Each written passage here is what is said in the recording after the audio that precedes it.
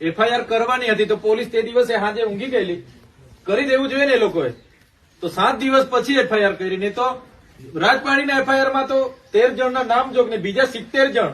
તો અમારે હું કોર્ટમાં 70 જણને હોદી લઈ જવાના છે? અમારું આટલું જ કામ છે.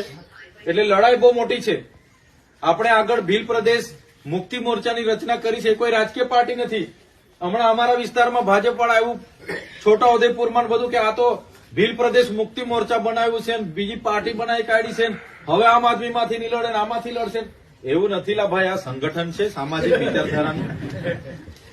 રાજ્ય અલગ માંગીએ એમાં કાં અમે ખોટું ગુનો કરે? અમે એમાં શું નક્સલી થઈ ગયા? આજે 28 રાજ્ય બન્યા છે, 29મું રાજ્ય બને. આજે ભરૂચમાંથી 1997માં નર્મદા છૂટું પડ્યું તો અમને બધાને ફાયદો થયો, સરકારને પણ વહીવટ કરવાનો ફાયદો થયો.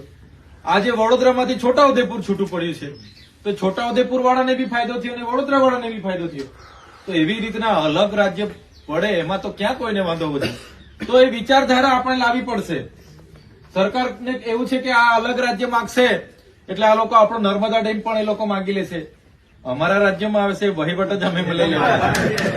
બરાબર છે? ચિંતા આ લોકોને અહીં થર્મલ પાવર નીકળે છે એનું છે. થર્મલ પાવર માંથી વીજળી ઉત્પન્ન થાય છે, આ પાણી ઉત્પન્ન થાય છે, અહીંયા રેતી નીકળે છે, લિગ્નાઇટ નીકળે છે, અહીંયા યુરેનિયમ નીકળે છે, અહીંયા લાકડું છે, જમીનો છે, એના પરનો કબજો છીનવાનો છે.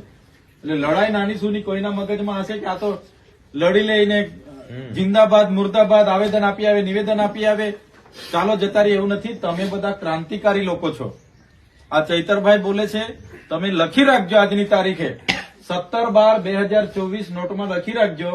આવનારા દિવસોમાં જો ગુજરાતમાં પરિવર્તન જો લાવવું પડશે તો અહીંયા બેઠેલા આપણે બધા લાગશું ને તો પરિવર્તન આવવાનું છે. બીજો કોઈ પરિવર્તન લાવવા વાળો નથી. શરૂઆત આપણે કરી દેવી પડશે. તમારા મનમાં કોઈ સંકોચ હોય કે યાર આટલો નાનો માણસ, મારે ત્યાં તો ભાજપનો બહુ મોટો નેતા ગામમાં રહે છે, એની સામે કેમ પડવું? નહીં, પડવું પડે. એ ભાજપનો મોટો નેતા હશે ને પૈસાનો જોર હશે ને એની સામે પડવું પડે. તમારી સંકુચિતા માનસિકતા કાઢી નાખો. બરાબર છે? આ તમારી સામે જીવતો જાગતો દાખલો છે. આટલા નાના ગામમાંથી વિધાનસભા લડ્યા તો લોકોએ સહકાર આપ્યો, ધારાસભ્ય બનાવ્યા. લોકસભા આપણે લડ્યા, બધાના મગજમાં હતું કે આ તો શું છે, આમ આદમી પાર્ટી ચાલે નહીં. વિધાનસભામાં બધા લોકો લડ્યા, આટલા બધા જ લડ્યા ને તમે. 50,000, 48,000, 45,000 મત આપણને લોકોએ આપ્યા છે. લોકસભામાં બી આપણે લડ્યા. પૈસો, પાવર ને દારૂ ને કેવું હતું એ લોકોનું. એક ઘરે મીટિંગ કરી એટલે પોલીસ પહોંચી જાય ને સાંજે, એનું સર્વે કરે ભાઈ કેટલા જણ નોકરી કરે છે, એને બદલી કરો, શું ધંધો કરે છે, એનું દુકાન બંધ કરો, એની ગાડી રોકો, એના લાયસન્સ માંગો. સાંજે પોલીસ પહોંચી જતી હતી ને. અમે મીટિંગ કરીને ઉઠીએ એટલે અડધા કલાકમાં પોલીસ, એટલું પ્રેશર સરકારનું કે આને હરાવવાનો છે. આ ભરૂચ લોકસભા જીતે છે એને પાડો. ખુદ અમિત શાહ આવીને કહી ગયેલો, 5 વખત કીધેલું ચૈતરભાઈ તો અહીંયા નક્સલવાદી છે, એને તમે મત આપો છો, નક્સલવાદી છે. ઝઘડિયામાં મીટિંગ કરી હતી, યુટ્યુબ પર જોજો. તો ગૃહમંત્રીને ખબર છે ચૈતરભાઈ વસાવા અહીંયા લડે છે એટલે એ ગૃહમંત્રી પોતાનું સ્ટેટમેન્ટ નક્સલી તરીકે આપે. બોલો, એટલો ડર છે આ લોકોને. એટલે કહેવાનો મતલબ તમે અહીંયા બધા પોતાના ખર્ચે આવેલા છે. મેં કોઈને ભાડું તોડું કે જમણવાર કે એવું કઈ ભંડારો રાખ્યો નથી. તમે એક વિચારધારા સાથે ક્રાંતિકારી લોકો છો એટલા માટે આવ્યા છો. બાકી તો અમને તો હું ફેર પડી જવાનો ભાઈ. બીજા 2 હાથ કેસ કરે ને મને હું ફેર પડવાનો? મારા એફિડેવિટમાં હાથ કેસ બીજા આવશે, 16 ને બીજા હાથ 22 થશે, 23 થશે કે નહીં થશે? હું જેલમાં બી બેહાડી રાખે. જેલમાં કઈ ભૂકો થોડો મરવાનો છું મેં. 2 વર્ષ રાખે ને જેલમાં, હું ફેર પડી જવાનો છે. પણ લડત આપણી તૂટવાની છે. આપણે લોકો માટે જે સુખે દુઃખે ઉભા રહીએ એ તૂટી જવાનું છે. લોકોના કામ નથી થવાના, એટલા માટે આ લોકો ડિસ્ટર્બ કરી રહેલા છે. આ કઈ નાની મોટી લડત નથી ભાઈ. અત્યાર સુધીના નેતાઓ બધા કોઈ ગ્રાઉન્ડ પર નહોતું. આપણે તમે ને અમે બધા ગ્રાઉન્ડ પર છે. પોલીસ સામે આર્ગ્યુમેન્ટ આપણે કરીએ છીએ. કેમ? આપણે બધા ભણેલા ગણેલા છે. આપણે સંવિધાન જાણીએ છીએ, આપણા અધિકારો જાણીએ છીએ. એટલે કોઈએ દબાવવાની જરૂર નથી. શરૂઆત થઈ ગયેલી છે એવું માની લો આજથી. આ કાઉન્ટડાઉન ચાલુ થયેલું છે. જેટલી 13 નગરપાલિકાઓ,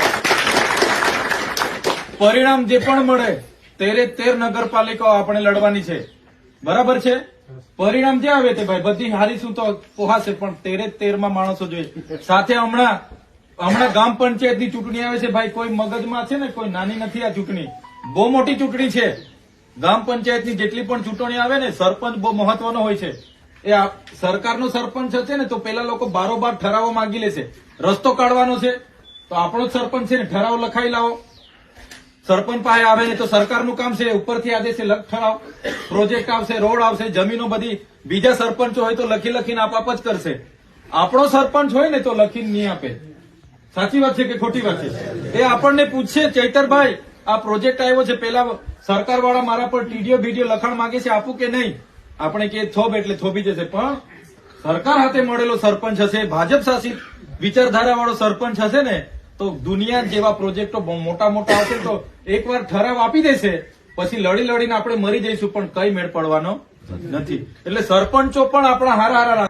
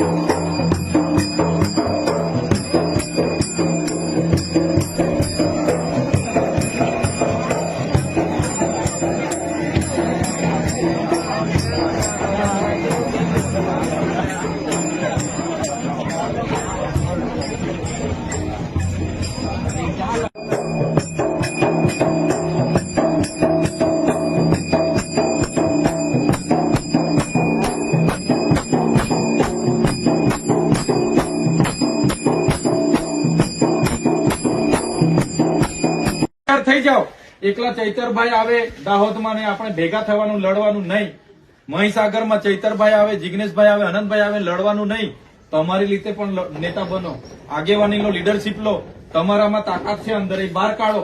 હા, જ્યાં જરૂર છે ત્યાં ચોક્કસ બોલાવો, પણ અમે બી અમારા બી ભૂત જેવા કામ છે. તમે બોલાવો ત્યારે અમે ડાંગમાં હોઈએ, તમે બોલાવો ત્યારે અમે ગાંધીનગર હોઈએ, ક્યારેક અમે દિલ્હી હોઈએ, કોઈ ટાવર પર ચડે ત્યારે બોલાવે તો પંજાબ હોઈએ. સાચી વાત છે કે ખોટી વાત? હવે પેલા કાકા એક ટાવર પર ચડ્યા, ફોન આવ્યો તો મેં તો ચંદીગઢ ના કે તમે આવો તો જ ઉતરું, પણ ચંદીગઢ થી કઈ રીતના ઉડીને મારું પ્રાઇવેટ વિમાન છે તો લઈને આવું, બરાબર કે નહીં? એટલે મેં કીધું ભાઈ લડો. ચૈતરભાઈ આવીને લડી લેશે, અમારા ભાગનું નથી. તમારા ભાગની લડાઈ કે હું કઈ અલાઉદ્દીન નો ચિરાગ નથી કે તમને બધાને પહોંચી વળું. તમારા ભાગની લડાઈ કોઈ માતાજી બાતાજી કે ભગવાન કોઈ લડવા આવવાનું નથી ભાઈ. એ મગજમાં બાંધી લેજો. કોઈના મગજમાં હશે કે મારી લડાઈ ચૈતરભાઈ લડી લેશે, કેજરીવાલજી આવીને લડશે, મારી લડાઈ ઈસુદાનભાઈ લડશે. ભાઈ અમે ક્યાં પહોંચી વળીશું? એટલે પોતપોતાની લડાઈ માટે તૈયાર રહેજો. કોઈનું ખોટું કરવાનું નથી, પણ આપણું છીનવાઈ જતું હોય તો આપણે ન્યાય માટે લડવું પડશે ને. એના માટે હું કેમ છું, અમે બેઠા છે, કઈ વાંધો નથી. અમને જેટલું ભગવાને જ્ઞાન આપ્યું છે તમને માર્ગદર્શન આપીશું. અમારાથી દોડાશે તો સહકાર પણ મળશે. પણ હવેનો સમય તમે ટાઈમ કાઢજો. બિલકુલ હવે બાંધછોડ ચાલવાની નથી. હવે થોડો સમય આપો. આ સમય જતો રહેશે. હું ધારાસભ્ય છું, આજે થોડી ઘણી આપણા ગુજરાતમાં 4 ધારાસભ્ય છે. આગળ કઈ નહોતું તો બી આટલી સરસ વિધાનસભા લડ્યા છે કે નથી લડ્યા? 2022 ની લડે છે ને આપણે. તો હવે જે તાલુકા જિલ્લા પંચાયતો આવવાની છે એમાં પણ બધા તૈયાર થઈ જાઓ અત્યારથી. કોઈ સંકોચ નહીં. કોંગ્રેસના સાથીઓને પણ આપણે જે તે સમયે કહીશું, જ્યાં આપણે બેસવાનું થશે. હું તમને મારી ઓથોરિટી, નરેશભાઈની ઓથોરિટી, આ જિલ્લા પ્રમુખોની ઓથોરિટી અમે તમને કહીએ છીએ. તમે જ્યાં નક્કી કરશો ત્યાં અમે બેહવા તૈયાર છે ભાઈ. એમને બી કહીશું, જ્યાં બાર્ગેનિંગ થતું હોય, વાટાઘાટો થતા હોય, અમે અમારા પ્રયાસો કરીશું. જ્યાં થતું હોય ત્યાં, એમાં કોઈ ચિંતા કરવાની જરૂર નથી. પણ તમે તૈયાર થઈ જાઓ. આવનારી તાલુકા જિલ્લા પંચાયતો ગુજરાતમાં શું થાય છે એનો મને વિશ્વાસ નથી, પણ ટ્રાયબલ વિસ્તારમાં અંબાજીથી ઉમરગામની બધી તાલુકા પંચાયતો આપણે લડવાની અને બધી તાલુકા પંચાયતો આપણે બેસાડવાની છે. આજેથી ગાઢ તમારે બાંધી લેવાનું છે. સાંજે મીટિંગો રાખો, અમને બોલાવો. મહિનામાં 15 દાડે એક જિલ્લાનો કાર્યક્રમ અમને ઘડીને આપો તમે, અમે આવીશું. રાતે તમે 4-4, 5-5 મીટિંગો રાખો, અમે કરીશું. લોકોને સમજાવીશું. લોકો રાહ જોઈને બેઠા છે. તમે મીટિંગો ગોઠવો, કેવડિયા ગોઠવો, ડાંગ ગોઠવો, આહવા ગોઠવો, અમને બોલાવો, ગામમાં રાખો, હવે તાલુકામાં નથી કરવું આપણે. ઉઠી બેઠા કે સર્કિટ હાઉસોમાં બેહીએ એનો કોઈ મતલબ નથી. એ તો આજ ભેગા થાય છે. એમની સામે હું ભાષણ કરવાનું, એ તો જાણે જ છે બધું. પણ જે લોકો નથી જાણતા આ લોકોની સિસ્ટમ, એમને આપણે જાણ કરવાનું છે કે આ લોકો કઈ પ્રકારનું રાજ લાવવા માંગે છે. સંવિધાનને ખતમ કરો, પોલીસનો ઉપયોગ કરો, વહીવટી તંત્રને છૂટો દોર આપી દો. આજે ગુજરાતમાં કોઈ બોર્ડ નિગમની નિમણૂક નથી. આજે અધિકારી રાજ ચાલે છે. કોઈ બોર્ડ નિગમની, પાણી પુરવઠા, બધા નિગમો હમણાં સુધી ચાલ્યા તે બંધ. કોઈને નિમણૂકો નથી, બધું અધિકારીને હોપી દીધું. કરો તમે ભ્રષ્ટાચાર કરો. એટલા માટે અમે તો જાણીએ છીએ, વિધાનસભામાં બી લડીશું, ગ્રાઉન્ડ પર બી લડીશું. પણ તમને બધાને વિનંતી છે, તમે પણ નેતા બનો. તમારી માનસિકતા હવે ખુલ્લી કરો. આટલી રાષ્ટ્રીય પાર્ટી છે, એના કાર્યકારી પ્રમુખ છું હું. આ બધા પ્રમુખો બેઠા છે ને, બધા તમે બધા ક્રાંતિકારી લોકો છે. બાકી તો ચેકડેમ બનાવવા વાળા, કોન્ટ્રાક્ટ બનાવવા વાળા તો બધા પડેલા જ છે. એ બધા ભાજપમાં જ હશે. જેને દારૂ વેચવાનો હશે, જેને જુગારના આકડા ધંધા ચલાવવાના હશે, જેને માટીનું કૌભાંડ કરવાનું હશે, જેને હાઈવે ટેન્ડર ભરવાના હશે, જેને બ્રિજ, જેને આરસીસી રોડ ખાઈ જવાના હશે, બધા ભાજપમાં બેઠા જ છે. પણ આપણે તો લોકોના કામ માટે લડવાનું છે. બરાબર છે? એટલે આવનારા દિવસોમાં લડત બહુ લાંબી ચાલવાની છે ભાઈ. આવી મુવમેન્ટો કાયમ થશે. જ્યાં જેને અનુકૂળતા એ રીતના બધા ઉપસ્થિત રહીશું. પણ હવે તમે નેતા બનવાની આગળ વધો. જેને જ્યાં તક મળે ત્યાં, સરપંચમાં મળે, તાલુકા જિલ્લામાં મળે, નગરપાલિકામાં મળે કે 2027માં ધારાસભ્યમાં તક મળે, એમાં લડો અને બધા નેતા બનો. અને જ્યાં સુધી આપણે રાજ સત્તામાં નહીં આવીશું ત્યાં સુધી આપણો કોઈ મેળ પડવાનો નથી. આજે હું રાજ સત્તામાં છું, ધારાસભ્યમાં છું, ત્યારે આજે મારા ઘરે તમે આટલા લોકો આવ્યા છો. કાલે તમારામાંથી બીજા 10 ધારાસભ્ય બનશે તો આપણું સંગઠન ઓર મજબૂત થશે. તો આવનારી તાલુકા, જિલ્લા અને આવનારી નગરપાલિકા, આવનારી ગ્રામ પંચાયત અને આવનારી વિધાનસભામાં આજેથી ગાઢ બાંધી લો કે ભાઈ મારે આ તાલુકા સીટ લડવી છે ને જીતવી છે, વાર્તા પૂરી. આ મારી જિલ્લા સીટ લડી લેવી છે ને જીતવી છે, વાર્તા પૂરી.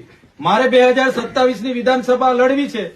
એટલે ગાઢ બાંધીને ઉતરી જાવ આજેથી મેદાનમાં. અમે તમારી સાથે છે. જય આદિવાસી जिंदाबाद, उल गुलाल जिंदाबाद. तुम लोग नए हो तो सब्सक्राइब करो, वो जो लाल वाला बटन है उसके साथ सूर्य नमस्कार करो या फिर अनुलोम विलोम, मुझे नहीं पता, बस क्लिक हो जाना।